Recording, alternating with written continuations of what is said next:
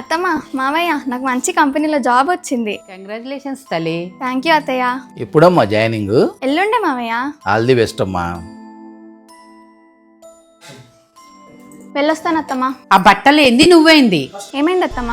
రోజు ఎంచక్క చీరలు కట్టుకునేదాన్ని, ఆ నొద్దుటికి బొట్టు పెట్టుకునేదాన్ని, అవన్నీ ఏమైనాయి? అంటే ఆఫీస్ కదా అత్తమ్మ, శారీలో వెళ్ళలేము, అందుకే ఇలా వేసుకున్నాను. అంటే ఇప్పుడు బయటికి ఇలాగే వెళ్తావా?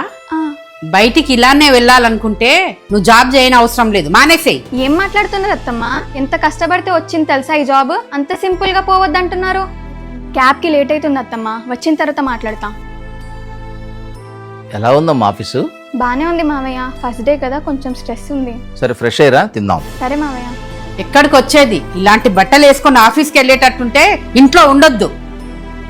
ఏం మాట్లాడుతున్నావు అనజ? మన కాలంలో కాదు, ఇప్పుడంతా మారిపోయింది. దాని తగ్గట్టు మనం కూడా మారాలి. అయినా తనేమన్నా తప్పు చేస్తుందా? తనలాగా కొన్ని లక్షల మంది ఉన్నారు బయట. ఎవరి ఫ్రీడమ్ వాళ్ళది. ఇంకోసారి అలా మాట్లాడుకో. నువ్వు వెళ్ళమ్మా లోపలికి. చాలామంది ఆడపిల్లలు ఇప్పుడున్న జనరేషన్లో ఈ సిచ్యువేషన్ని ఫేస్ చేస్తున్నారు.